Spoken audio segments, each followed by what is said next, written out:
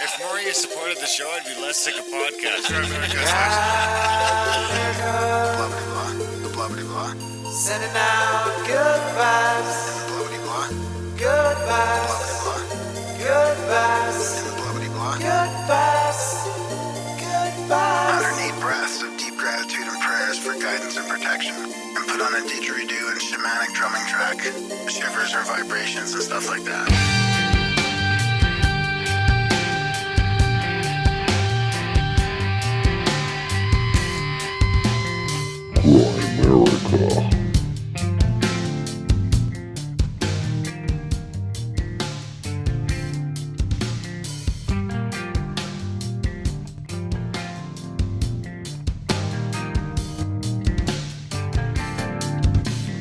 Okay, guys, welcome back to the Grimerica Show. Coming at you this week with Annie Cuglas Humphrey, talking about pagan stuff and some Irish stuff. Kind of more Norse. Yeah, Norse, not super ancient, but like mid-ancient, you know? I guess like actual history, not prehistory. Yeah. And it seems like they even got that messed up, so... Yeah. She really tries to show the syncretization of the Norse and the Gaelic. Was it Gaelic? Gaelic, Norse and Gaelic. That sort of stayed outside of Roman influence. So it is pretty interesting. Yeah, it was a fun chat. Definitely was a fun chat. People should check out the book.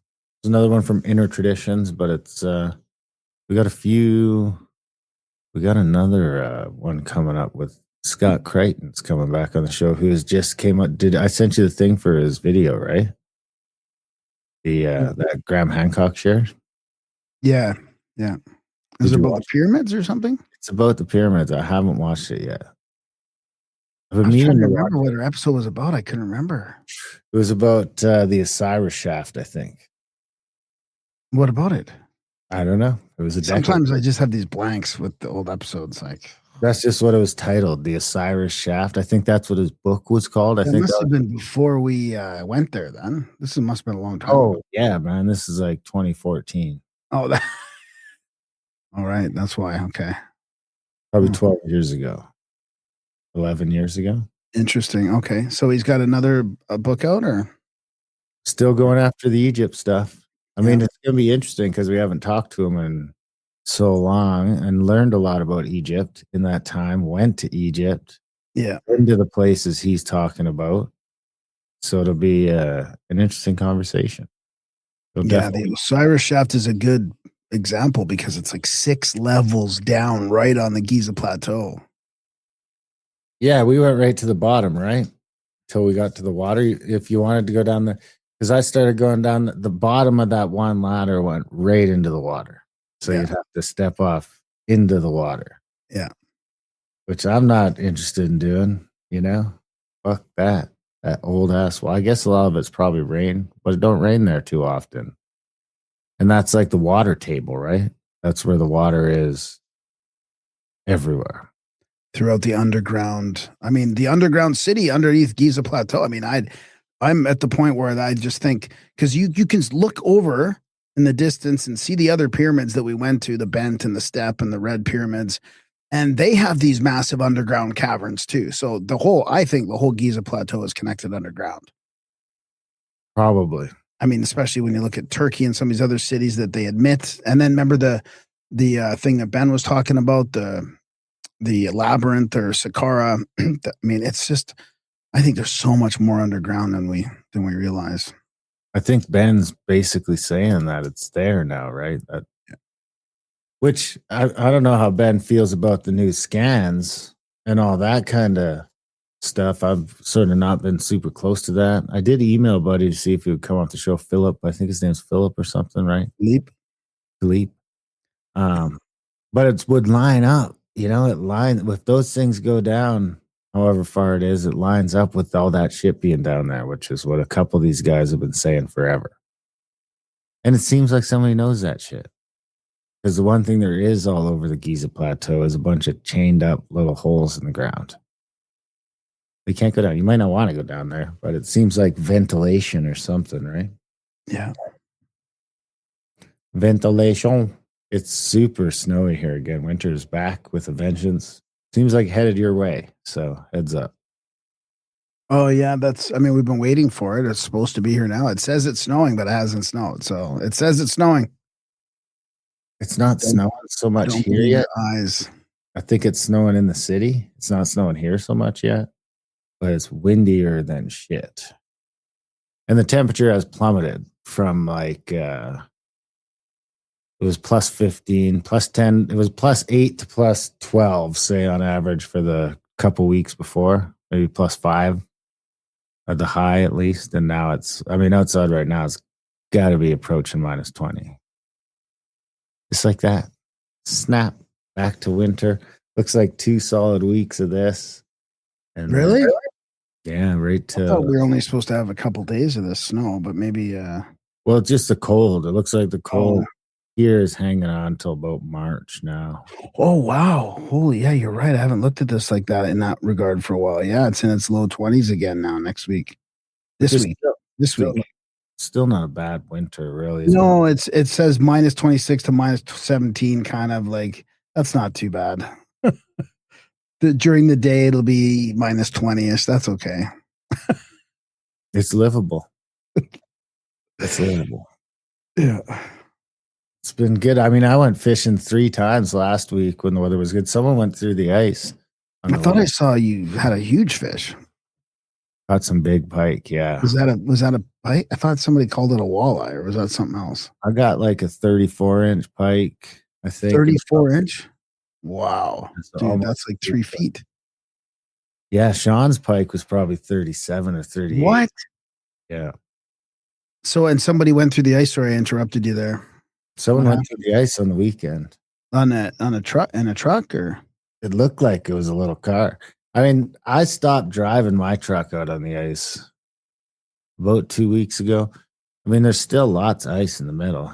Where I was drilling through on Friday, we caught 16 fish in a day, which ain't bad. And that was like we got almost nothing in the first 3 hours.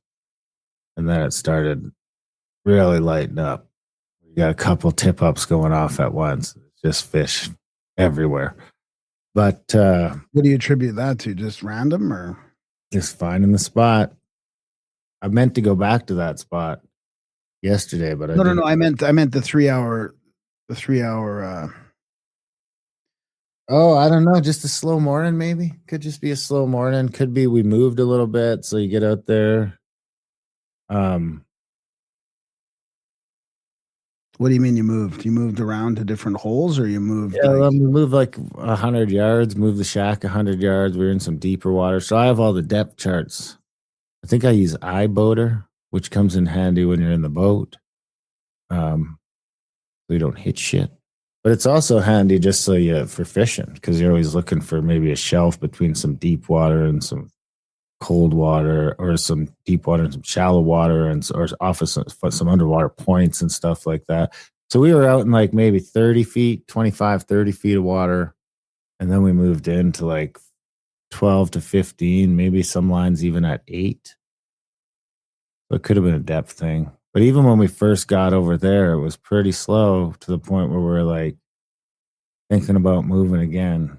Then it lit up. But anyway, all that to say, there was at least 18 inches of ice out there, which is plenty to drive whatever on. You know, you probably drive a transport truck. When I was out there Friday, a dude drove by in his diesel truck towing his camper, which was I don't know how heavy his trailer was. It had to be a few thousand pounds. It was a 2-wheel, 20-footer almost. But the ice was really crackling. But what happens is the shore, where it meets the shore, it really melts there. So it's getting on and off of the ice that is sketchy.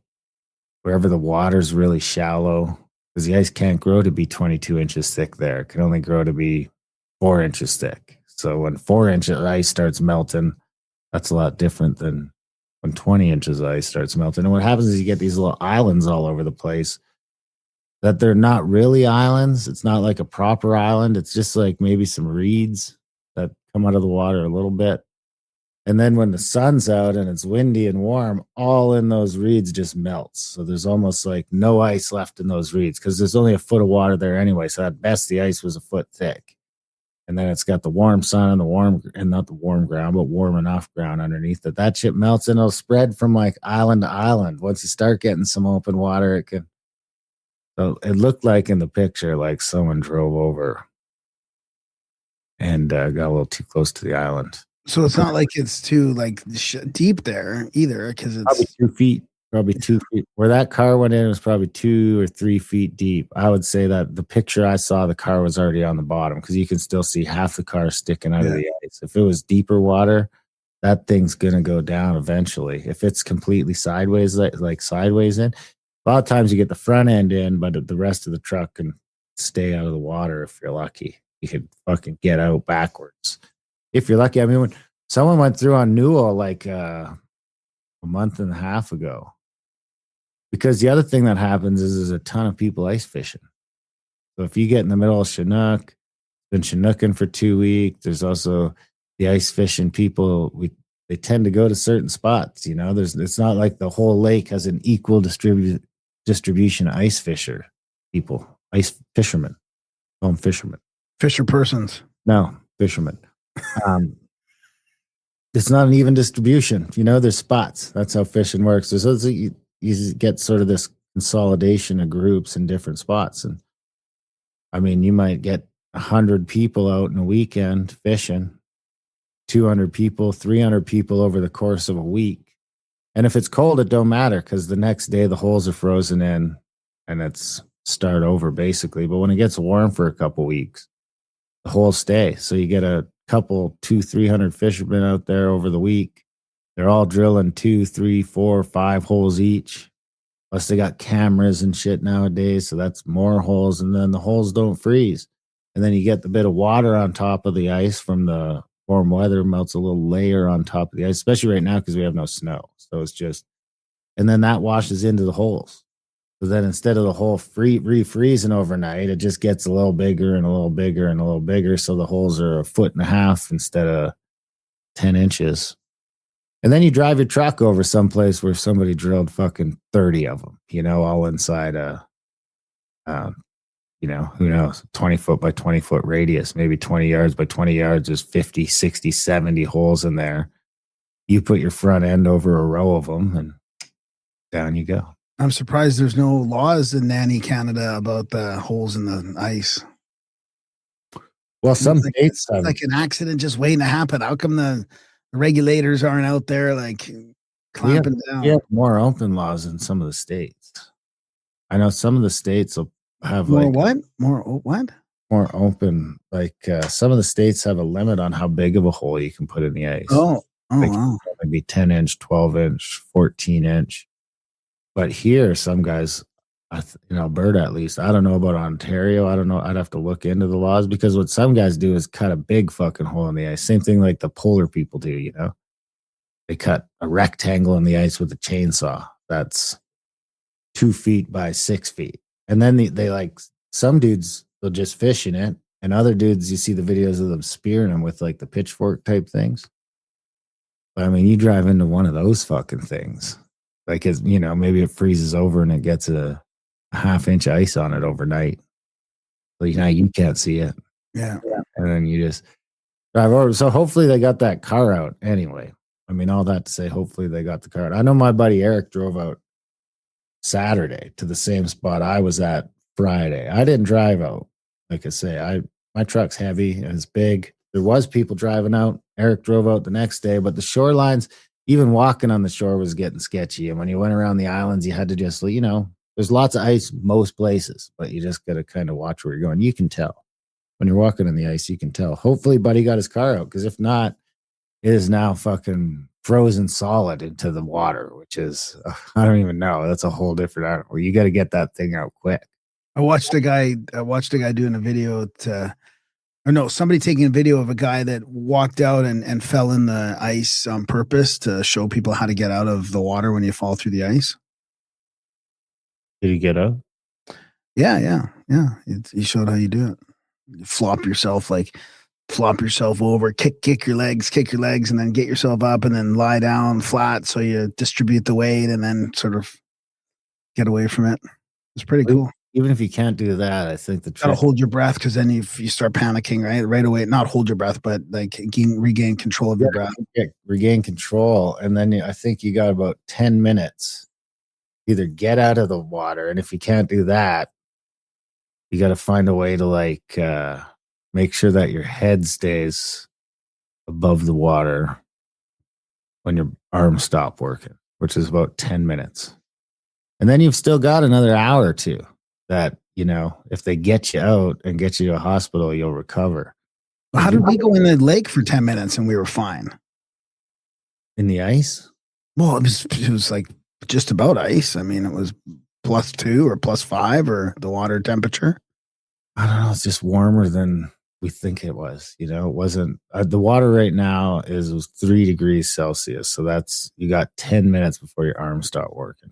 Well, how are we doing in that group when we went to the lake with Brandon Powell and that water is not 4 degrees. That water is probably more like 10. Sure it is. No, you think it was more like 8 or 10 or something? Or? Oh, and it makes that much of a difference, I guess. Even I'm not making that up. Like the North Atlantic is at 3 degrees, 2 or 3 degrees, and they say you got fucking 5 minutes, maybe 10 minutes. So if you can't if you don't have a life vest on, or if you can't get yourself onto like a piece of wood or something so that you can stay afloat without your arms. Now there you might have a little longer because they have those suits you put on. But I mean, we were just going through it a couple weeks ago. I think it was with Chuck, where it's like the rule is 1-10-1. You got 1 minute to get, if you fall through the ice or fall into the ocean in the North Atlantic or one of those places where it's might as well be falling through the ice. You got 1 minute to get the breathing under control. 10 minutes to either get the fuck out of the water or figure out how you're staying afloat. Because after 10 minutes, that's when your arms and shit stop working. You notice this stuff right away when you're out doing something, your hands start getting cold and you're you can't really use your phone anymore. If you're trying to do something intricate, it get to the point where we're out duck hunting and your hands are so cold that you can't even push the shotgun shells into the receiver anymore. Because it's you should be able to. It's not that much strength to push that thing in there. It's a couple pounds of pressure you're pushing with your thumb. And then it's not even you got to try and do it in a weird way. You'll get it so you can make your thumb straight and use your whole hand to try and push that shotgun shell in there. But once your hands are fucking cold, man, it gets harder and harder and harder to the point where it's it's a real trip to try and do. So what was the other one? An hour? So it was 1:10 and an hour? 1:10. Yeah, then you got an hour to get out of the water. To get rescued. Yeah. So this is probably part of your fascination with shipwrecks and all these ships. Well, it lines up. I'm over the shipwrecks now because I watched all the episodes. So I'm over those. I've moved on, but it was a pretty big eye opener with some of that water. How fucking cold! I mean, down in the Caribbean and stuff like that, you'd be fine. But you get up around Alaska, North Atlantic, North Sea. I'd imagine even people swam across the English Channel, right? So it can't be that super cold there. Well, during summer, I think. I mean, and they might have to wear a wetsuit probably too, right? Yeah, probably. That's why the Vikings, like we talk about in this episode, they were summer warriors, right? They would leave during the summer, come back before the fall with their treasure and their booty.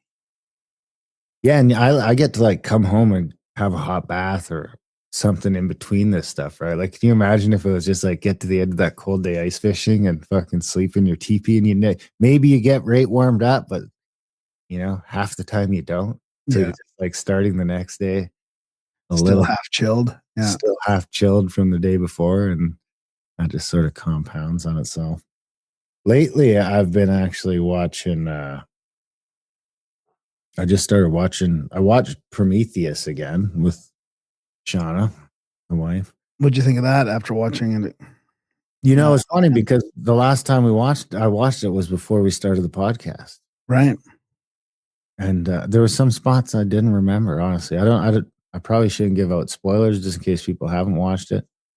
But Oh, don't worry about that. Don't worry about an old movie like that. I didn't Spoiler remember, I didn't I didn't I didn't remember like any of the end where he like crashes the one ship into the other ship and then she heads off to the other place. But it is interesting because over that time period, obviously my understanding of like ancient cultures and that kind of stuff has grown exponentially. Yeah. So you just see all that stuff. It makes more sense. It starts with the symbology and then pointing at these planets that, maybe that's the Pleiades, or it could be, it just sort of mirrors some of the stuff that we talk about on the show where you've got different evidence in different parts of the world and it all looks the same. And they have the giants in it, right? They have the giants that are probably the Nephilim. And in all the scripture, they're pointing at the planets. So then they find these planets and they fucking go there.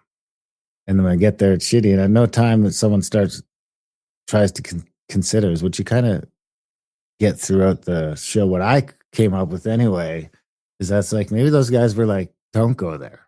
You just got you got no words. It's just a picture of them pointing at some fucking shit. And It's like, no, don't go there. Don't go there. That's trouble. Process of elimination. We've figured out that star system sucks. Do not go there. Well, do not go to the Dog Star. Do not go to Sirius. Do not go to well, the 7. I mean, Pleiades you'd think would be different because it's the 7th. It's got all this. It's got quite a bit of like divine mythology that seems good. Yeah, about this one, it doesn't give you any of that, right? It just shows you the pictures. Then they go there, and it turns out the aliens are making, or the Nephilim, it would seem, were making a. First of all, they allude that they made us, and then it seems like they were destroying us as well. They were making some super weapon to come out and level the place. But yeah.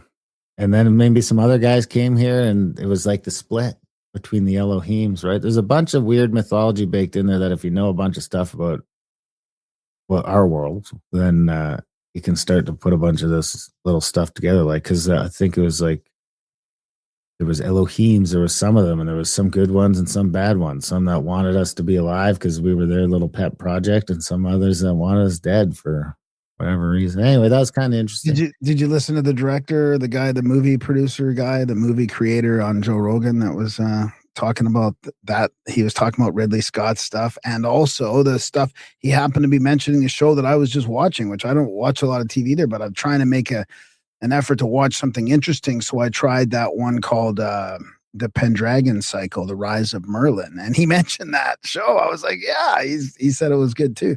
That seems to be really good. And then he mentioned A Night of the Seven Kingdoms, which I was going to watch. So I was thinking about you yesterday because I watched a couple episodes, the first couple episodes. Dude, it is awesome.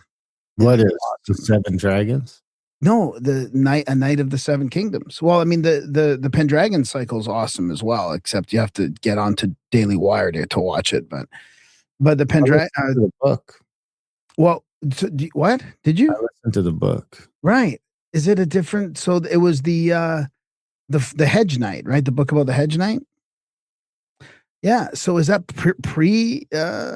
Yeah, I think it's like 100 years before Game of Thrones. 100 years before Game of Thrones. Okay, well, you'd love it then. You got to watch it. Should I? I don't know. I kind of watched it. I watched. I think I seen something online, a preview or whatever, and I wasn't super blown away. Me too. I saw something online that made me go, "Oh, that looks boring." But you know what? It's just the way that it's like a classic heroic. Like it doesn't seem like they've destroyed the canon or anything like that. It seems like it's pretty just a real hero story, kind of thing. I mean, I'm just starting it, so I'm not getting. But then I saw some meme about episode 4 or 5 is the highest rated TV show ever or something, or episode ever. So something happened, which must be the Knight's tourney because he's starting to get close to participating in the Knight's tourney in the jousting competitions. It's hard to know because with the way the distribution networks are all sort of, unifying and social media, it's like it's hard to know now if it's like something got all these views because it's that good and people sought it out, or if you just like crammed it in front of that many people. Yeah. What I have been watching, just started yesterday and watched 3 episodes of it. That's been really good so far. Is Chernobyl. Hmm. I think it's older, like 2018, 2019, but it's like a documentary sort of thing, like not a like a docudrama. Because my understanding is it's all based on what actually happened, or at least what the Soviets told us happened. But it's been fucking good so far. It really has. It's been because there's this like underlying level to it of how the socialist structure sort of fucked them. Because it's like there's a bunch of fucking retards in charge, and the people that have brains that are trying to get in there and help the thing are being held back by all these fucking retards. Because it becomes a instead of It becomes a managerial class, like blocking progress. and more than that, it becomes a managerial class that's sort of put up and built together based on favors and Nepotism. nepotism. I mean, there's a line in it where the nuclear physicist is bitching at the guy who's the city director because he was worked in a shoe warehouse right before that, and the guy, clearly retarded. So, I mean, some of that's probably political programming, but it's hard to just dismiss it all as that when we're like seeing exactly that sort of starting to come out in our world today, especially in the political class. It goes all the way down. It's a complete penetration, but the political class are fucking retarded, and it's just like it's the exact same sort of thing. And it's like once they stop letting us vote for these people, you can see where it gets even worse. Because then it's just, this guy's in charge. At least voting gives us, at least some illusion of some sort of control. Anyway. If you want to hear more about that kind of stuff, head over to GrimAmericaOutlawed.ca. There's actually a free month right now. You can get a free month of Grimerica Outlawed Plus and check that out. All the content over there, the bonus content. Check it out. Try it out. But here, we don't do that kind of stuff in Grimerica. We just give you all these. I think this is episode 750, actually. This is episode 750, all there, all in the back catalog, all for free. If your podcast player doesn't show them all, it's because your podcast player is shit. And find a new one or go to the website and you'll be able to go all the way back in time to the original episodes, which there's still some bangers in that back catalog that are even more prevalent today than they were when we did them. And of course, you can check out Grimerica Radio on Spotify, where it's just a nonstop go of just interviews, no intros, no outros, no nothing. Just interview after interview after interview with some roundups mixed in. Goes all day, 8 shows a day, and easily shareable with your friends. I just did the Throwback Sunday episode on there that had our 7 interviews with Randall Carlson. I think it's like almost 20 hours of content there of just because that could probably you put one episode there with all Randall? Not one episode, just a newsletter. I've been doing Throwback Sunday thing with the links to them, and I just compiled all the Randall Carlson ones. That's how I think I'm going to start doing them moving forward. Is like theme them a little bit. Yeah, having a Throwback Egypt where it's all the Egypt shows. Oh yeah, Throwback Ufology. Yeah. But it was 7 Randall Carlson episodes. So the other thing, we need support. We really do. We're trying to keep this podcast going and keep it growing and keep doing the show. People seem to like it. We like it. It's fun. We get to talk to great people.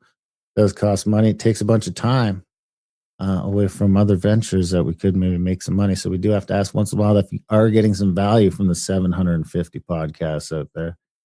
Head over to GrimAmerica.ca/support today. Sign up for a monthly or make a one-time donation and send some value back our way. That's the only way we make money around here is if you guys pay us. So we hope that you do. We've been doing this drive lately where we're like, if we can just get all of you to sign up for $1 or $2 a month, we'd be laughing. We were hoping for one, but it seems clear that not everyone's going to do that. So we're hoping we get like 2 or 3. And then when you sign up, you're making up for a few people that don't have a credit card or just can't do it. So we do have some people that seem to be answering that call. We have Laura Chisholm Photography, who we've traveled with. Hi, Laura, who signed up for $3 a month. So thank you.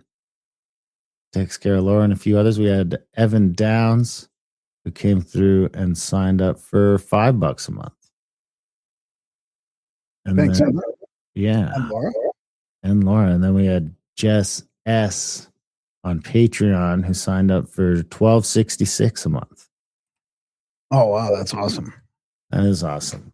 Thank you guys. Again, we would just ask that everyone just goes and does that $1 a month if you can, or $2 a month, or $5 a month, whatever it takes. You've been thinking about it for a long time. It's more important than ever. So do that. I mean, you could even just go buy, if you don't have a credit card, just go buy like a gift visa and do your whole $12 all at once, and you're good. Just buy a gift visa once a year, do your $12, and give that $1 a month. And if you can't do that, get some audiobooks with your Audible credits from Adult Brain. That helps. Use up your Audible credits there. You have Spotify Premium. There's some audiobook levels built in there, depending on what country you're in, where you can listen to our audiobooks there and support the show. And of course, you can just throw Grimerica Radio if you're a premium member of Spotify, which most people are. I mean, they must do like insane conversion rates. We're trying to convert 1% here, and I bet you Spotify is doing like 40 to 60. I don't even really know anyone on Spotify that doesn't just end up with premium eventually, because you don't want the ad. So anyway, if you have Spotify Premium, check out Grimerica Radio, play that while you're sleeping, and we make a fraction of a penny every hour. So, but if enough people do that, those fractions add up. So grimerica.ca/support, please, guys, if you can, when you can, sign up for monthly, and we'll keep doing the show. Anything else? Any other housekeeping? I don't think so. Just Free month Easter Island trip, I guess, maybe. All right. Come to Easter Island with us. There's still a few spots left for that. We're, I think, about 2 months away from departure. Yeah. So contact at thecabin.com for all that good stuff. And let us know who you want to hear on the show. You got a bio for? I do, yeah. Yep, Annie Cuglas Humphrey, Norse. This is the book, Norse-Gaelic Paganism, Viking and Irish Myth and Magic. PhD, teaches history at Keene University and Ocean County College, and wrote a dissertation on the depiction of the Norse in Ireland, found in medieval Irish dynastic narratives. Humphrey is the Godi of the Kindred of Man. I think that's like leader or something. I don't know exactly what that means. A Norse-Gaelic fellowship founded in 2009 and is on the executive board of the Northeast Thing. There you go. There you go, guys. Support the show and enjoy the chat with Annie Cuglas Humphrey.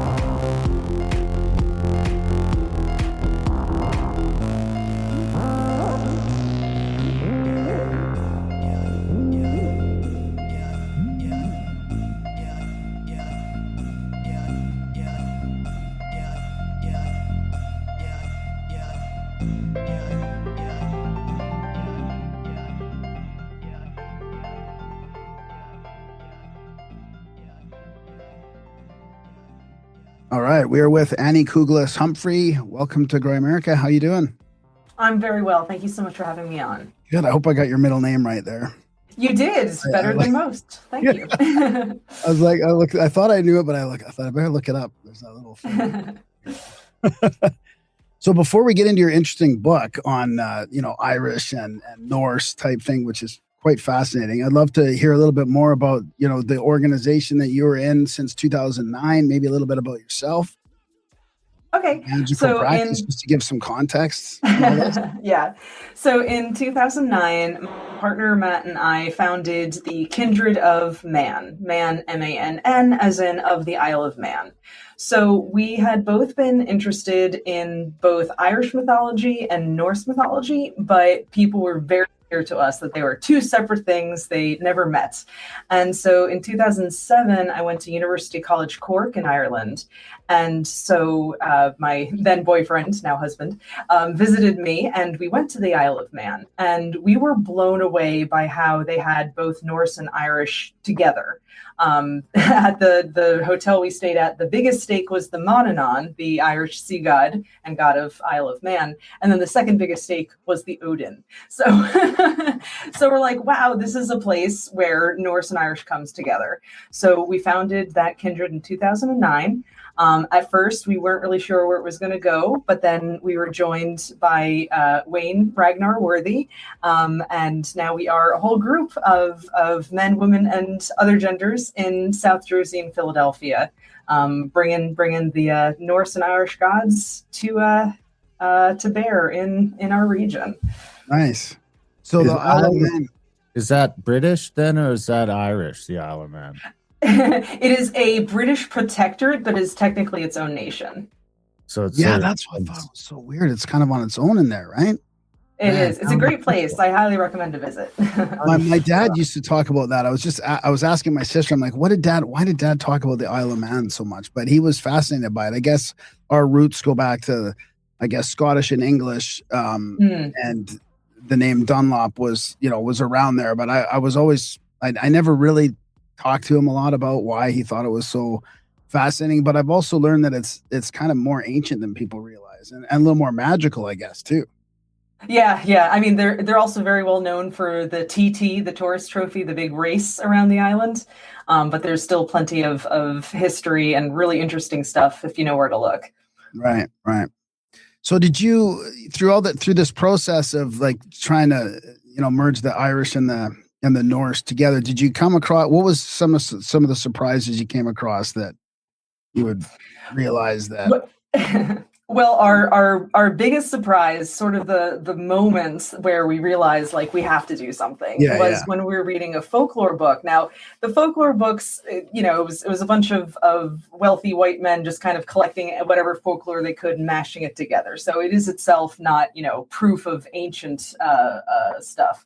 But it mentioned that Midsummer, the holiday, was the time when the Druids cut the mistletoe, and we know mistletoe is sacred to Druids. They cut the mistletoe so that Balder could be slain, because in Norse mythology, Balder's slain by mistletoe. And we were just like, what? And so our kindred horn, what we use to make our drink offerings with, has a little sprig of mistletoe carved into the bottom, because the mistletoe was sort of the cornerstone of bringing the two mythologies together. Well, and then doesn't Christianity bring that in too for Christmas? Isn't mistletoe, or is that brought in completely separately too? Because I just always remember mistletoe from Christmas. Right. So mistletoe is supposed to symbolize peace. And so there's not a really clear message of where it comes from, but sort of the legend is that Viking chieftains would meet under mistletoe and it would sanctify their meeting, and so that's why we kiss under it, I guess. So obviously, do you think that because the Norse were pretty active on the island of Britain throughout sort of the early 80s, maybe the 900s, 800s. Do you think it's sort of an extension of that, or are we going back even further than are we going into prehistory, pre-Christ? Well, that's a great question. So when we first started looking at this, when I first started looking at this, there was a lot of assumptions that because both Norse and Irish come from Indo-European roots, that there would be some really, really deep ancient stuff. But what my book is about is all this medieval material, this medieval records. So 9th, 10th, 11th, 12th, 13th, 14th century stuff. talking about the integration of Norse and Irish worship and religion and religious ideas happening either contemporaneously to the person writing or within a couple generations. I'm clear in the book that I'm not saying this is absolute, definite, incontrovertible proof, but it's a whole book of information that has to come from somewhere. This is clearly there is more going on than the tales say, where just, Ireland converted to Christianity and then Britain converted to Christianity, and that's the end. There was obviously a lot more going on than that. So when I was reading a bunch of those Bernard Cornwell, I forget his name. Cornwall. Yeah. Books about I read all the books that the Lost Kingdom was based on. Yes, the Uhtred. Yes. The Uhtred series. And it kind of really takes you through that it would sort of make sense that the Irish and the Norse could end up in bed together against the English. I mean, they absolutely did. We have plenty of mixed marriages, but yes, they are also in bed metaphorically in terms of culture. So does that? I mean, it's like the Norse were just far away to not get sort of swallowed up by the crown when that all kind of happened. Is there any record of the Irish? Is there Irish people in Norway? Was there any sort of retreat back there as Britain sort of took Ireland? I guess it was all Ireland. The Irish listeners. No. You're asking the right questions, actually, but you need to think in the other direction. The settlement of Iceland had a lot of Irish people. We know about that not just from the genetics, which show a significant portion of maternal DNA coming from Irish backgrounds, Irish and Gaelic backgrounds, but also the sources, as I say in my book. There are so many Irish slaves, Irish former slaves, Irish free settlers. It's a really, really strong contribution to Icelandic history, this big Irish component to it. And so the whole island chain from Isle of Man, Hebrides, Orkney, Shetlands, Faroes, up to Iceland, and even pushing into Greenland as well, though I don't get to that much in the book. It's a space where Norse and Irish integrated fully, and people traveled between these spaces, and it was considered sort of in the same neighborhood because people were always moving around by ship. Well, that must have been good for your book, though, because if you're merging the Irish and the Norse, and that's where they ended up in Iceland. I mean, Iceland today, isn't it one of the most prevalent modern countries that hangs on to old fairy myths and all kinds of myths? I mean, they even structure some of their like civil infrastructure around some of these Yes, and this does show up in the book that in Iceland they have the Alvar, which we usually say as elves in English, and they absolutely can and do move around public works to not knock over these sites sacred to the Alvar. I got to see a fishing factory, I guess you could call it, in Grunewijk, where the whole thing had been constructed in this very awkward U shape because there was an elf stone there.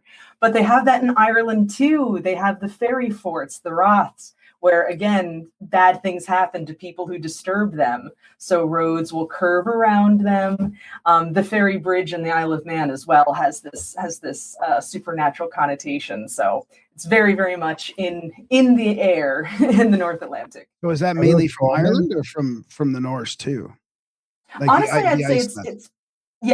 I'd say it's probably from both. I think it's less that it comes from a place and more that both cultures value having spaces that humans can't necessarily go. They value having entities that are not under their control, that they respect, but they keep away from it. The Icelandic thing was described to me as, Icelanders won't admit they believe in elves, but they will, support projects that don't disturb elfstone. So it's a sort of funny, we don't believe, but just in case. Are those basically dolmens then? No, in Iceland they tend to be natural features, whereas the dolmens are usually man-made. But while I don't get into my book, this whole idea of the glacial erratic and how like random boulders in a field have affected so much of human concepts of the landscape. So that dolmens are sort of the human version of a glacial erratic. And then Iceland, of course, is such a wonderful, weird place because it's so volcanic. And so the rocks have such interesting shapes. It's sort of no surprise that there's a supernatural origin to many of these rocky outcroppings in Iceland. How much of the union between the Irish and the Norway and Norwegians, the Norse, like, because that was, it's more than Norway, right? how much of that is based on the Danes, right? They used to call them the Danes back in the day. Yes. How much of that was based on slavery? Ooh, that's a great question. So yes, absolutely. Unfortunately, the Vikings were master human traffickers. They were very, very big on taking people and pulling them away and selling them somewhere else. And in Ireland in particular, Ireland had basically cattle and people. And so Vikings generally found people a little easier to move onto boats. So certainly the movement of people, the involuntary movement of people was a not insignificant part of the Norse and the Irish interaction. Absolutely. Kind of like, the Africans in the U.S. today, now they intermarry. Now you sort of see the same thing. I mean, the Irish, they really got the short end of the stick for a long time. I will say that this early medieval slavery is rather different from the modern and the pre-modern slavery because it was seen as a temporary thing. It was very much a condition imposed on you rather than someone being born into it. And what's interesting too is that in the Norse sagas, they'll actually talk about Irish people who are enslaved but are also members of royal families. For them, they could be both. Born into royalty, but also temporarily enslaved. So I'm certainly not going to say it was a kinder, gentler slavery, but at least it was less permanent. It was not an entire race enslaved. It was rather a temporary condition. How long? How long was like and then they just like let you go at the end of it? It was like, yeah, it depended. It depended if you were going to be a rower on a ship, that might be do it for the next 10 years of your life and then not have much life left. Others, maybe you would be the farmer's favorite concubine and end up his new wife when the old one passed. It was sometimes years, sometimes decades, whatever the circumstances were. That's fascinating. So you're talking the main migration we're talking about from the Norse over, and this would be to UK and Ireland, was in the 800s then? So the early Middle Ages, I guess? Yes. So the official start is usually 793. There is some indication that there might have been some less well remarked on incursions before then, but generally 793 for Lindisfarne in England and 795 for Ireland. Lambay Head in Ireland is usually considered the start date. So I just say 9th century, that is the 800s, just make a nice round number out of it. So I'm interested in that history between 800 and 1100. That's the main thing right there. Although, as you'll see in my book, there's 12th and 13th and 14th century follow-ups to that as well. Yeah, it's hard to know when I'm watching these shows. Watch these shows on the Vikings, and they have them every summer. They're going out on their raids and then coming back. And I think a lot of those are based in the 800s. But some people say, "Oh, these are wrong on history," and so you never know what to believe. But were they kind of doing that thing, like every summer going out and getting further and further sort of at that time?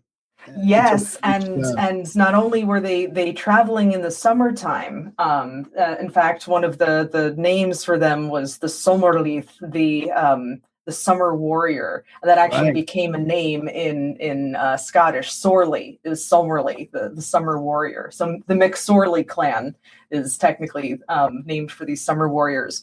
But yeah, they would recognize that every year they could get a little further upriver. They could incorporate a little bit more of the local treasure, gather a few more local people to sell into slavery. And so before too long, they started setting up ship camps. They would overwinter. And then that's where the Viking towns come from these gradually less and less temporary settlements that come out of the summer raiding. Wow, that's fascinating. I'm just watching this show too right now on King Arthur and how that, I guess it would be later on, I think, after all that. But what about the Irish? What was I going to ask you? I think you keep, or you mentioned in your book that this stays like there's this pagan kind of, and I don't think it's not a religion, right? It's a lot more of a philosophy, but it stays like ends up staying away from Christianity, like protected from Christianity, I guess, even until today, right? Can you talk a little bit about how, especially in those early times from 800 to 1100, where it managed to kind of just keep going? Keep ticking on. Yeah, I don't know. I don't know how to describe it. No, I get it. And I like how you say it's not a religion, it's a philosophy, because there used to be this idea that there was this some total pagan religion that survived underground. And there's really not good evidence for that. But what does survive is this folk relationship with the earth around them. And so that is what has survived, as we spoke about with the fairies and the elfstones, this reverence for nature outside of what the church can provide. And so that is something that, I just feel like whenever you read about medieval history and they talk about the conversion, it just, some Christian missionaries rocked up and now everyone was Christian.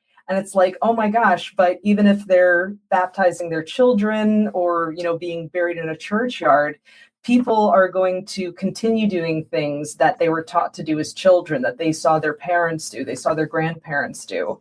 And so I do think quite a lot of traditions that traditions have made it to the modern day, or honestly, that traditions have been reinvented. That's kind of another thing I say in the book too, that sometimes we get really into this idea of if something weird happens in the medieval period, it must be some ancient relic. But medieval people can come up with weird things too, the hobby horse and mumming and running around with a horned antler headdress. It doesn't have to be some ancient thing. They were doing hobby horses back then? Oh yeah, like the Cornish Avios tradition, Padstow May Day and things like that. I'd love to talk to you about mumming, because that's sort of a whole other thing. But it's just, people are always drawn to this idea of animal-human hybrids and how people are supposed to interact with the nature around them. It's always there. And so yeah, it's not like a solid singular religion that survives, but this long-term desire of people to integrate and interact with the natural world that would not necessarily line up with what the church wants them to do. Wasn't there it seems like there was a subtle infiltration of Christianity going on at the same time? I mean, it can't be a coincidence that Christ's birthday is the same day as the solstice. I mean, there's all these sort of alignments that have roots in paganism. How much of those just came along with Christianity, and how much of those were just the byproduct of turning a bunch of pagans into Christians that eventually just sort of merged into what we have today? Oh my goodness, Darren, that is the question, isn't it? Well, you can spin multiple books out of that question. The big person here is Gregory the Great, Pope Gregory the Great, because he literally said to the missionaries going up to England that people won't be comfortable with a religion that changes everything. Please take out the idols in their shrines and replace them with images of Christ, make them into churches. Please rename their holidays into ones that are more appropriate for Christians. You also have this big connection between Christianity and the political advantage of converting to Christianity. I think that doesn't get talked enough about, that a lot of these early medieval kings aren't converting to Christianity because they're particularly religious, but because they're like, whoa, those guys have so much wealth and so much connections with Rome and with all this other stuff. I want to get in on that. So I'm certainly not saying that there weren't sincere Christians among the converts, but I'm pretty sure there was quite a lot of monetary and political gain in conversion as well. Yeah, people seem to want to apply all this. What's the word I'm looking for when people pietas? What is it when people are religious? Like everyone was super into Piety. Piety. Like everyone was super. Had all this piety back then, whereas I figure it's probably more of just a metaphor of today, just with different people. Most people were probably like, yeah, cool, God, man, I'm busy. I got fields to plant, I got shit to do. Same as people have today. Even most people that say they're Christian are not really, there's just sort of this thing you say, and people seem to think that there was all this piety throughout history, whereas I think it was more the same as today, where 9 out of 10 are like, cool, man, I got shit to do. Right. Yeah. I mean, like the church was the sports activities and the clubs and the hobbies and like everything that people do, for fun, that was wrapped up in the church. So of course people were hanging out with the church and participating in church run events and things like that. It's not that they were, blindly, devoutly Christian or whatever. It's just that was the only game in town. So what's mumming? So mumming is this medieval practice of dressing up, usually as something that's animal-headed, and then either just a completely human body, or sometimes there would be like additional structures, like to make into an abios or hobby horse. And then at various festivals, usually in the summertime, because it tends to be an outdoor thing, you'd run around the village. Sometimes you'd be scaring people. Sometimes you'd be asking for gifts, particularly of beer. Like it's like modern day, I don't know, Santa bar crawls or bachelor parties where everyone wears ridiculous costumes. People like dressing up. People like running around doing silly things. So mumming is often depicted as this ancient unbroken tradition. But nah, it was just medieval people having fun. It's more fun than a serious ritual type thing, or lycanthropy. Yeah.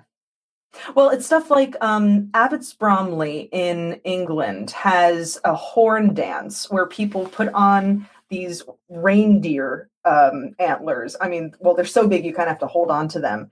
And they've been, whatever the term is, carbon dated, and also they can figure out where in the world they come from. And they're ancient, and they come from Scandinavia. So they were clearly brought over by the Norse. And so sometimes people are like, ooh, the Abbots Bromley horn dance is like this ancient ritual. And it's just like, nah, it was some guys who really liked wearing these horns and they brought them over. And like, that's the magic. That's the power that people still find it interesting and they're still doing it. Not that it's a pageant that is perfectly preserved, but rather that humans always find ways to reinvent their relationship with the natural world. Darren, I have some sort of bigger picture questions about Christianity and paganism and stuff. Okay.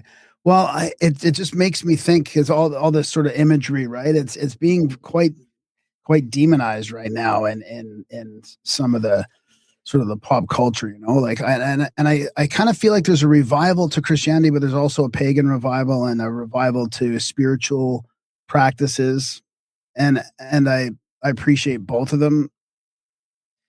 But it's I guess, can you speak to it all about how some of this imagery gets demonized? As in how Like, nature imagery becomes like Baphomet. So now anytime people mention goat horns or any kind of horns, like all of a sudden, or like the animal thing, like the mummy on the head, like any kind of hybrid animal human thing, everybody gets into this like ritual that it's a that it's an evil demonic ritual kind of thing. That doesn't mean that's what Oh, it is, right?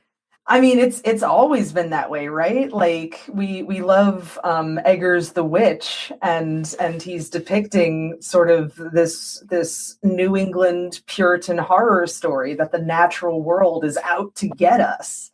That's always been a big thing in Western European thought, that there is a division between humanity and the natural world, and somehow we are rational and scientific and all these things that nature is not. And so sometimes we kind of fetishize it with, a lot of colonialism is built into this idea that the colonizer is advanced, but the colonized is primitive in a spooky and spiritual way. And that's, what drives a lot of this sort of new age movement, where we're trying to reclaim a sense of balance, that humans are a part of the earth, but we don't have to become completely primitive or completely abstain from all modern technology. We can find ways to integrate the two and grow. So this idea about demonizing, I mean, it's always been there. I'm sure it is not a coincidence that in the Western world, the demon has horns, sometimes antlers, walks on hooves. Yeah. It's the devil is earth. Christianity is earth denying. You're supposed to not enjoy your time on earth. You're supposed to be getting ready for heaven. And so things like the devil and demons are earth creatures, and so you're supposed to abstain from them. Would you say paganism and this heathenism would be animistic then? Yes, absolutely. It's very, very much aware of humans as but one kind of being in the world. Yeah. What about elemental? What about elementals? Earth, fire, water. Yeah. Well, spirits, elemental spirits. Yeah, I'm gonna leave that to Wiccans and other groups that. Yeah, no, I mean they're close cousins. Like I'm not gonna malign them, but just the concept of the four elements is not really a huge thing in Norse-Gaelic mythology. So I will leave that to those for whom it is important. Yeah, that's good. But I mean, if you want to think of the world as in an elemental form, I think the tripartite, the land, the sea, the sky, that would be more the awareness, more the conception. Darren, what were you going to ask? I lost it. Oh, you lost. Okay. So what about this? How do you reconcile like your academic career and the PhD thesis and this book, which seems very academic, with an animistic type thing, like with a metaphysical belief, whatever that might be? Like, was that difficult, or was there challenges going through academia, but also being involved in this? Oh, that is a fantastic question, Graham. I really appreciate it, because that has kind of been just this battery of my life that I am trying really, really hard to do, to do the hard, gritty, intense academia, the primary source analysis, the translating the original language, to do it well enough to get a PhD from Trinity College Dublin. I know my stuff, but I also am still an animist. I am still somebody who believes in stuff that I can't necessarily prove by text. And so I do make very careful spaces between what I can prove and what has evidence in medieval text versus what I feel and what I see. And there have been times that I've kind of tried to walk away from that. I've tried to only be an academic, but it always comes back. It always comes back to, I do believe in this. And that's also partially why I wrote a, $20 paperback book instead of a great big academic book that costs $200 and no one's going to see. I think people do want to see this stuff. And if I don't write this book, someone else is, and they're not going to do as good a job. So, so that's why I kind of bit the bullet. And instead of keeping my stuff in an academic context, I purposely walk it out into the wider world. And was it based on your PhD thesis then? One of the chapters is closely related to my PhD, but sort of as I'm writing my PhD, I was realizing that I need to write this book, so I started keeping a little side file, and Yeah, I'm like, I that's was a little thinking. too weird for my PhD. I'll put it in the book. It's a little too outside, but then that's just one chapter. I've got stuff here based on what I did as an undergraduate at Rutgers, based on what I did as a master's student at UConn, independent stuff. Like it's a whole smorgasbord of scholarship from different regions and also different parts of my life too, which makes it like a surprisingly personal book. Humans seem to be somewhat unique. Maybe, if not from an intelligence standpoint, we're more susceptible to the environment than really any of the other sort of creatures. We need to build these homes or have some sort of protection. I mean, beavers build lodges, birds build nests, but they're also sort of born into the world a lot more capable. And they've got Yes. sort of these instincts that are built in. So a baby beaver can get separated from its mom very young and still end up doing fine. Birds need Right. a couple of weeks and they're good to go. Where humans can't even lift their head up for a year, and then they can't walk for a couple of years, and then you need 10 years minimum. 10 to 12 years of really protecting and nurturing those children, which seems sort of separate from most of the animal kingdom. How does that how do these pagan and other things, how do they sort of rectify that with us? We are sort of an outlier to a certain extent, whereas if we rely on each other a lot to survive, we rely on even like migratory. I mean, you could argue that we evolved to be just at the equator where the fruit falls off of the trees and we never need the clothes, and we didn't. But for some reason, we've got this innate drive to go up where we need shelter. And like where I live, if you don't have shelter and heat, you're fucked. for nature is literally trying to kill you for a few months of the year. But then I can go out and see elk and bear and moose, run around just fine. They're crossing the river when it's minus 30 and getting out the other side and shaking it off and sort of going on with it. So I wonder if that susceptibility, what sort of brings these belief systems to the forefront, and the animism and the imitating animals, or is this more of a result of our domestication? Like if you take a pig and put it in the wild, it turns into a hog in a generation.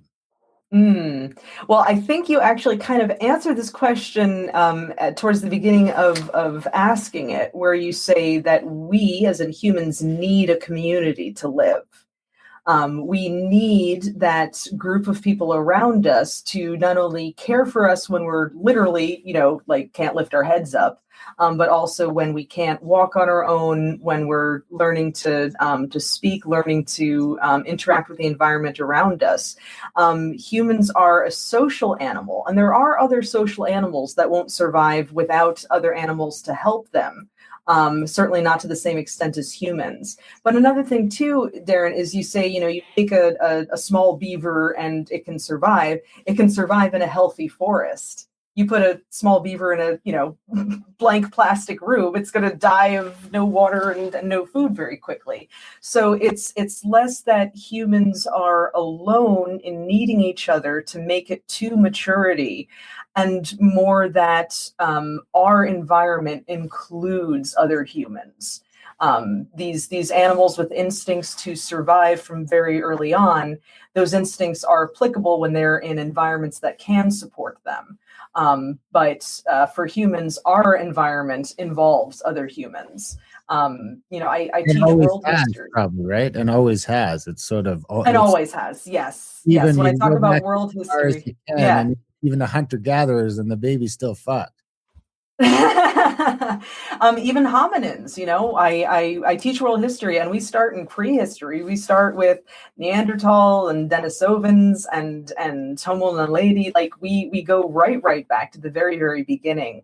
And this idea of cooperating with each other rather than having to remake the wheel, so to speak, with each birth is a really key part of humanity. So it's less that it's a weakness that we can't survive 3 hours after we're born, but more we are humans because we rely on each other. And it's a superpower, because That's that gives us the ability to pass down information and build on generation after generation after generation, which is what puts us where we are today in this sort of exactly position. abstract thinking. Yep. And the ability to conceive really of the inconceivable. They can't really pass that shit down. So I got to ask a question. I don't mean it to be combative. It does come across that way. Try not to take it like that. But you mentioned you teach history. Mhm. It's got to be an interesting time to be teaching history when the status quo seems to be so at odds with what is coming out. And you may or may not agree with that, but on this show we sort of talk to these renegade thinkers all the time, right? The Graham Hancocks, the Randall Carlsons, all these guys. We've been doing it for a decade. We've been to Egypt. We're going to Easter Island. So you start seeing these ancient stuff, and you see the Cyclopean stuff, and it's, I don't know if you agree, but from our perspective, clearly there's something going on here. There's something that these people were capable of that we can't do today. And I'm talking, I come from construction where I do it do high level construction, building hospitals, building skyscrapers, building airports. And then I go to Egypt and I'm like, what the fuck? Well, just last night I finished David Grann's The Lost City of Z. And it's a little bit of a spoiler because it's mostly about looking for lost explorers in the Amazon. But ultimately, he discovers that there are all of these incredible structures in the Amazon, but they're like underground or very, very subtle. They're not like, boom, a city. They're like the footprints of cities or whatever these things were. So when people start talking about like what has been lost, I'm really of the opinion that, who knows what's been lost, because we might not even know what to be looking for. And the example I give, and I always emphasize, I'm not saying they had the internet in the medieval period. What I'm saying is if we all of a sudden had some kind of Carrington event, all electronics stop, all, everything, and then, in 200 years, all of our laptops and cell phones are all going to be degraded. We're not going to be able to trace where the electricity was. And so in 800 years, people are going to say, oh, this weird dark age where fewer and fewer books were being made and no one seems to be talking to each other because they're completely missing the internet. They're completely missing a technology that's very important to us, but perhaps it hasn't survived. So I'm not saying that ancient people had the internet, but I'm saying, we don't know what we don't know about the ancient world. Well, and you get to our level, you're talking about complete collapse, right? Like you get a Carrington event now, and there's nothing in 1,000 years. There's not like, it wasn't a dark age, it's a stone age. It's like, the way the supply chains are integrated. And I was reading a thing the other day that says, there's not even one place in the world that can make a pen anymore. The shit to make the pen just literally is based on a supply chain. So it's like the pens won't even work. Like once the supply runs out and you get a couple generations on, because you get cave paintings all over the world and petroglyphs that show the same sort of things. And you get so what's that like? Because you're obviously on the younger end of this coming in, but you're in a profession that is run by old white dudes being willing to defend the status quo to the point of calling the people that are challenging it, racist, all the buzzwords. You're all the buzzwords because you're saying things that we don't agree with. And, I don't even, because, when Flint Dibble first went on Joe Rogan, I came away from that having a ton of respect for the guy. He was I was looking into him, and then over the next like 6 months, he just degraded into petty sort of the conversation got completely sort of lost somewhere in the thing. It's like he was unable to acknowledge certain things, and maybe there's reasons for that. Maybe it's stuff that I'm not capable of understanding. But after over a decade of interviewing some of the smartest people in the world, it becomes clear that there's more to the picture that some people are willing to defend at all costs. I mean, I would say Zalak Was is one of them. I'm sure you've got people in your own life that you're probably dealing with, even with this stuff. Oh yes. What is that like? Because you're sort of you're at the sort of the next group, the next generation of academia is coming up. And a lot of us on our side for the last 10 years have been saying the only way that these textbooks and shit are going to start to change what the evidence on the ground is for those old dudes to start dying off, hopefully of old age. You know, we're not wishing ill. We're not, but it seems like that's what it's going to take to get. I mean, I don't know what you think about Graham Hancock and Randall Carlson and these guys. Some of their stuff is kind of out there, but some of their stuff, I mean, I've been fortunate enough to spend, 50 days in the field with Randall Carlson looking at the stuff that he's presenting on. And when I go stand at the edge of Moses Coulee and some of these places, I can say, man, there's no way that this wasn't caused by a torrential amount of water that happened quickly and at one time. So it's just sort of these, and I would say that younger Dryas stuff is sort of the one thing that has probably in the last 10 years crept forward the most into, it seems to be, poking its head into the mainstream at least. But I feel like you're sort of right in the battleground of stuff that you must like know is common sense to you, but other people in the room think you're still nuts, or are they well, at some level it's going to seem like they know they're wrong, right? Unless they're completely naive, they've got to like give it some credence, someplace. Like, you can't convince that nothing's changed in 50 years. Yes. I mean, I won't get into the minutia, but there are very strong camps about what medieval Ireland looked like and what Norse integration into societies looked like, and I won't say that we get into fist fights, but there have been some shouting at academic conferences. Actually, oh my God, there was one time I got into a screaming match with an archaeologist in Dublin. Anyway, but no fist fights, no violence. The main thing, like to the question at the heart of it, I will mention too that I'm a historian, not an archaeologist. I respect archaeology. I've done a little bit of excavating, but I'm not trained on it. I'm trained on history. And so to hold my own against. Sorry to interrupt you, but that's kind of part of the problem.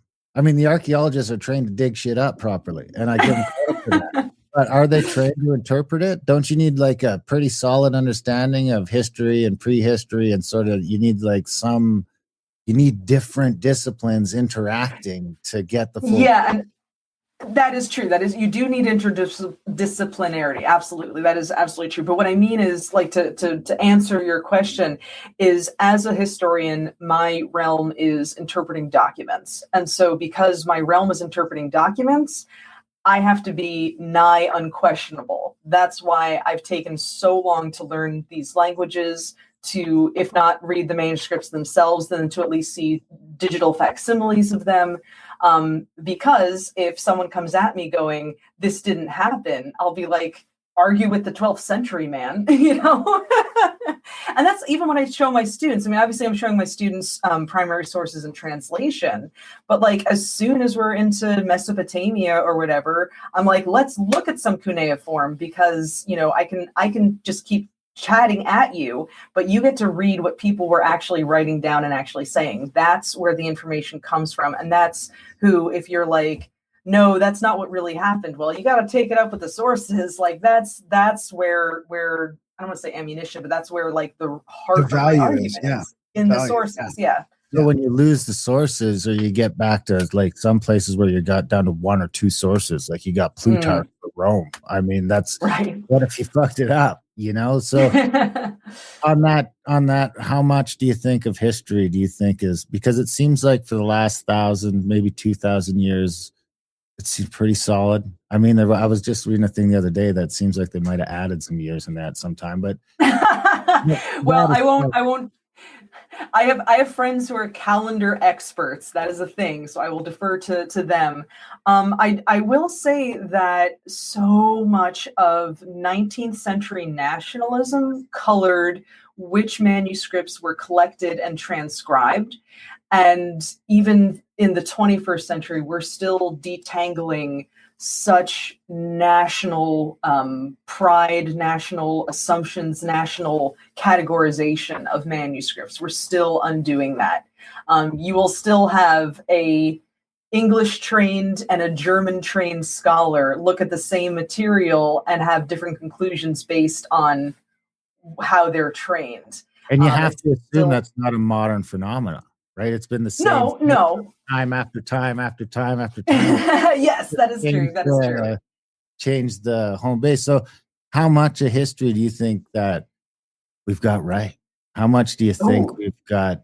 I mean, you've got an unknown point that's always going to be unknown, and then you've got the stuff we do know and the stuff we think we know. How Well, much? I will tell you what I tell my students. History is not what happened. It's the story we tell ourselves about what happened. So, in many ways, I think history is still evolving and still changing. And people think that's revising history like, ooh, we're just making up facts. It's rather, hey, instead of walking into this assuming that this document says this, let's actually read it and actually look at it. I mean, that's what my PhD thesis was. Everyone was like, oh, when the Vikings show up in Irish sources, they're always brutish, they're always nasty, they're always enemies. And I'm like, I am using my eyes and I am seeing far more than that in these sources. Let me tabulate how the Norse are depicted. And, a whole PhD thesis later, here we have all this stuff. And that was, one case of, hey, does it actually say that? And so that is what I think we're missing in history, that there are so That's many only 1,500 years. Yeah, there's just so many assumptions built on assumptions that I know to people it looks like we're just randomly rewriting history, but it's more we're pulling out little Jenga blocks and seeing what towers fall down. Well, plus a good example of this changing history would be what you mentioned with the Denisovans and the ancient sort of all the different Homo erectus, I guess. I don't know what the overall term would be. Homonyms. But now there's 9 different homonyms, and the modern humans go to 300,000 years now, kind of officially. So that paradigm has been changing too. Modern humans and how far back our history goes. So there is some movement with the mainstream narrative as well. Yeah, I mean, even again, it's not my specialty, but the archaeology I did do was on Paleo-Indians in New Hampshire. And there we were looking at Clovis, assuming Clovis was the first. And even 20 years ago, you tried to talk about pre-Clovis, and you might as well say, they all came from space. But now there are multiple good sources of evidence for pre-Clovis culture. And so, I'm not saying you have to constantly have an open mind and there is no definites, but you just got to recognize that so-called definitively proven stuff is a lot more amorphous than I think people are willing to recognize. Yeah, it would seem like the Clovis thing is almost proven at this point, that there was. Oh yeah. There's way too much in South and Central America that's pre-Clovis. And speaking of Indians, I'm an Indian, and when I got my DNA done, it's mostly South America, and the Mohawks over in Montreal and the St. Lawrence have been growing squash for thousands of years that are native to Guatemala. So there seems to be, a migration there that nobody. So it starts to seem like those people didn't come over the Bering Strait and down into South America, but the people that are in North America now came up from South America. Possibly coming via the Pacific Islands. Yeah, or possibly just being there from before the ice sheets came or whatever came. Because you start looking at, I forget that lady's name that found the fire pits in Mexico that were 50,000 years old. But I mean, without even getting into the woo or the the controversial stuff, there was 400 feet less water 15,000 years ago in the oceans. We were just looking at the map the other day. If you take 400 feet of water out of the Pacific Ocean, you can now island hop all the way to Easter Island, and you can island hop sort of the rest of the way across there. The ocean currents come directly out of West Africa into the Caribbean. And I think that there's an argument that there might have been some black people hanging around already, and it was just easy. Oh yeah, absolutely. Like the Indian Ocean was such a highway. Like people just do not recognize it. They just want to have this world where everyone just sat around waiting for Europeans to discover them. There was so much more going on. Oh my goodness. Yeah, honestly, that's one of my favorite lessons for my world history students, where I show them a map of the world when the sea levels were lower, and I'm like, how many of you heard Bering Sea and assumed they walked over a sheet of ice? No, it was land. They weren't just randomly crossing a glacier to see what was there. They were just following the coast. Well, yeah, you could have sailed the entire coastline. And I mean, the other sort of interesting one is that Noah's flood appears in almost every single culture in the planet. I mean, it's like the Great Deluge. Yes. Great Deluge is everywhere. I mean, around here, we're sort of the opinion that this could have happened multiple times. We could have got to where we are today, and then comet impact, pole flip, Carrington event, you pick it. Who knows? It's almost like you get to a certain level that you trade off this comfort and modern and technology for survivability. Because when that same shit happens, the tribes that are still running around Brazil and Africa, basically uncontacted, or even we look at them as primitive or whatever, they just haven't come with us into the future. But when that comet hits, they're going to just carry on. They're keep on. So I mean, we kind of figure that's probably happened a few times around here. That probably, yeah. I mean, I forget where the source was, but to bring this back to paganism, a beautiful thing I heard was this idea that, like, if all religion was wiped from the world, if God forbid it was only children who hadn't been taught any religion survived, honoring the winter solstice would be the first holiday, recognizing that there's a point when the days will start getting longer again. And so to me, why not celebrate the solstices? Why not? I mean, the equinoxes too. I mean, all of that stuff, right? All of that. The lunar stuff. Earth. Yeah. So there's all these ancient sites that were pointing to these things. They have their celestial alignments, and there's solar and lunar stuff. I mean, even in Ireland. Newgrange. Yeah, Newgrange. I mean, there's theories about Newgrange being like an old temple. I'm trying to. Hello, cat. Yeah, sorry, the cat's getting. The modern calendar is more tied to it all than we let on. I mean, the Christmas is basically the solstice. People think it's off by a few days, but it's not really, because it kind of sits still there for a few days. And New Year's should be on the solstice. Well, New Year's is there for a particular reason, because the days start getting a little longer on the 22nd, the seconds, the 22nd, 23rd. But the first day, because if you look at the sunrises, the sunrise keeps getting later still, 26, 27, 28. You're still losing seconds in the morning. But your afternoon has made up enough time to make up for it. So the day has made up more time than you've lost. So the day is still getting longer. But January 1st is the first day that comes back again. The morning time, that is sun rises earlier than the 30. I don't think we ever talked about that, Darren. Yeah, that was Randall Carlson that showed that to me, because I think I was arguing with him one time about how the calendar is he's like, no, the calendar makes more sense than you think. If you start, they pretend it doesn't, but it still ties into all these ancient things that sort of make sense. And I'm sure you guys know about the roof box for Newgrange. Go ahead. Just for hundreds and hundreds of years, there was no upper opening in range, so they didn't know that the winter sun would go into it. But there had always been these legends that it was the cave of the sun, and it's where the sun went. But it was just like a hole. And then it was recent excavation where they discovered that there was this roof box, and when they opened it up again, that's when the sun hits the floor in there. Right. Oh, I forgot all about that. Yeah.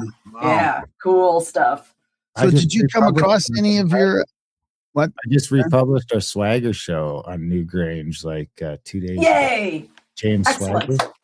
Do you know James? Have you heard of him? I don't know. Just Newgrange in general makes me happy. He kind of weird, but he was an Irish guy. I believe he was Irish. That we did the whole like 2 hours on Newgrange and the dolmens and all that sort of stuff around there. And I mean, the solstices are the one you find all over the world, right? The Serpent Mound and all these sort of things. So speaking of Ireland again, just getting back to your research in your book. I mean, I don't know, this is kind of out of the book's purview, but did you come across any of the ancient myths and legends from Ireland, like the High Brazil or Tuatha De Danann or the well, I mean, the Tua De means tribe of God, and so that actually referenced the Israelites. But Irish clerics writing this stuff down said, well, our ancestors were the Tua De Danann, the tribes of the goddess Danu. So that's where it comes from. So absolutely, I encountered both lore, as well as the Laur Gavala Éireann, the book of the takings of Ireland, has all the stuff about the Fir Bolga, the men of bags, and the Tua De and the Milesians from Spain. So it's absolutely there in people's awareness. And it's funny too, because I can't tell you how many Irish people I met where they meet me and I'm an American, obviously, and then they'll be like, oh, what are you doing in Ireland? And I'll be like, I'm writing a PhD in Irish history. And they'll be like, ooh, let me tell you about Irish history. And then they'll tell me about something and I'll just be like, yes, I just told you I'm writing a PhD on it, but thank you. What about Hyperborea? Hyperborea. Ooh, I think of Conan the Barbarian when I think of Hyperborea. Not a whole lot on Hyperborea. I do know about Thule or Thule and Iceland. Don't know too much about Hyperborea. Interesting, because I think that the Norse, Graham? Was it the Norse, or who is the? Well, yeah, the north wind. It's the Boreas is the wind, so Hyper is above the north wind. Yeah, fascinating. Yeah. And go ahead. Well, I'm just going to ask about sort of what do you see? How do you see the Norse-Gaelic sort of paganism evolving in this modern world? Kind of like, is there sort of a revival happening? Are you seeing that? Is it somewhat magical right now? I think it's really magical. We've got Kindred of Man in New Jersey and House of Nine Waves in New York City. That's my besties group that it's not quite hived off of Kindred of Man, but it's kind of based on Kindred of Man. And honestly, Graham, I wrote this book to see what would happen. I wrote this book to see where it's going to take people. Because honestly, I would love that in 30 years, some young scholar is like, here's all the ways that Dr. Humphrey was wrong. I want that. I want people to read this and correct it. I want people to try it and say, wow, this didn't work for me at all. I want that. I want to see where it goes. So I don't know where it's going, but it's off. Is there anything we should address that we didn't talk about the book? No, we went places I wasn't expecting, but you've asked some very, very good questions about being an animist and an academic. That I'm flattered. So thank you. I appreciate that personal question. Yeah. I mean, I kind of skipped over it, but I did want to know, and you kind of answered a little bit. But is there any myths about the Vikings besides them just being like these? What should I call them? What is the barbarians? Yeah, let's say barbarians. Like, can you break any myths about the Norse that we have? Well, the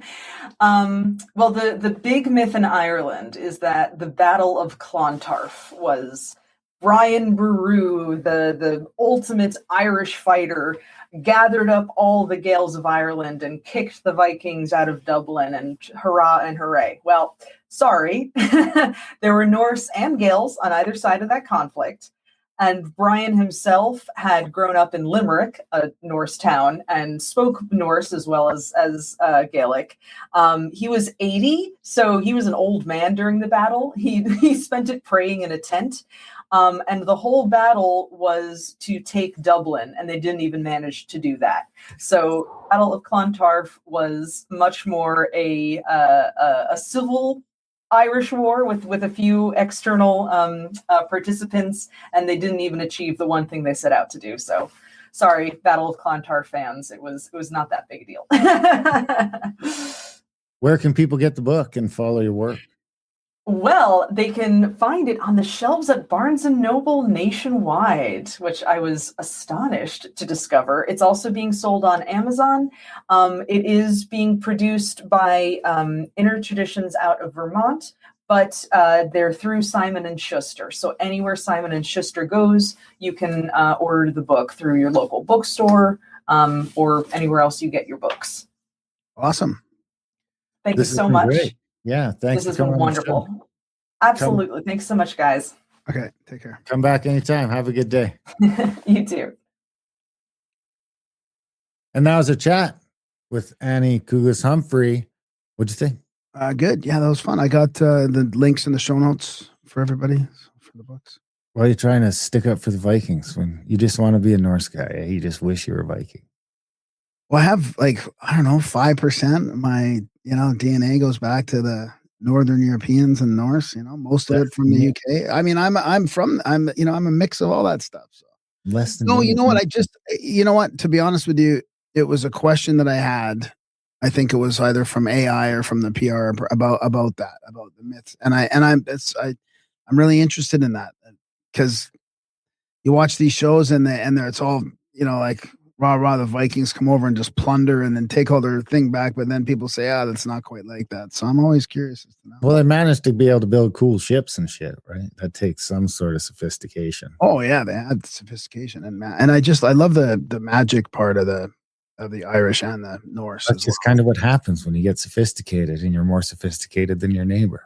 Yeah, we should have probably talked about more magic, actually. But next time, big thanks to Annie for coming on the show. Big thanks to you guys for listening. Even bigger thanks if you support us over at grimerica.ca/support. If you are getting some value from the podcast, we ask that you head over there and sign up, even if it's $1 a month. Everyone signs up for $1 a month, we'll shut the fuck up. People have been actually responding to that. So sign up today. Cost you $1.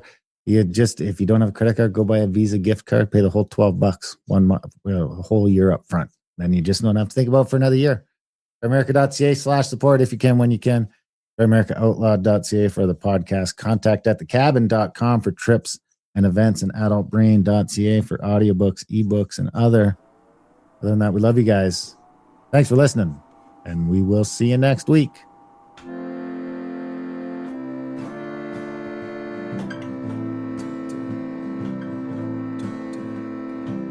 Somehow I built a rocket ship out of the stuff dreams are made and popsicle sticks. Please look at my rocket ship schematics. Tell me you can fly to the moon. Tell me I'm not a lunatic.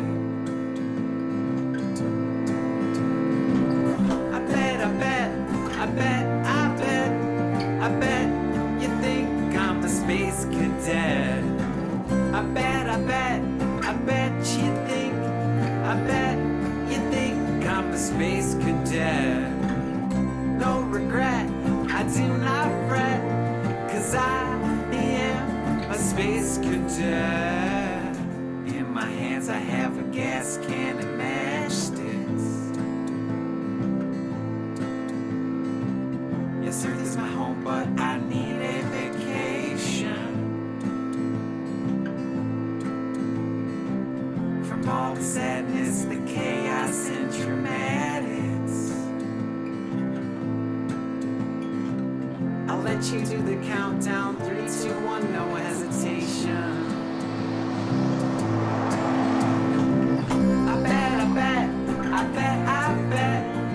bet you think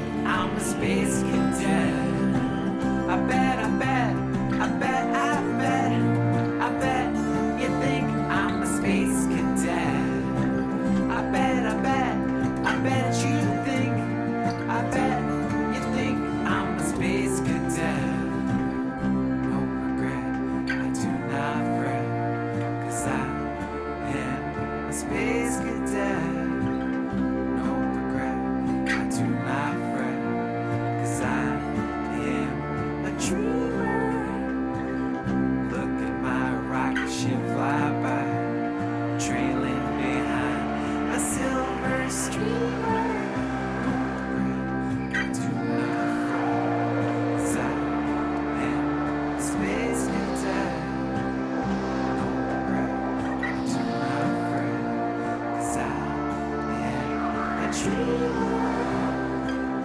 Look at my rocket ship fly by, trailing behind a silver streamer.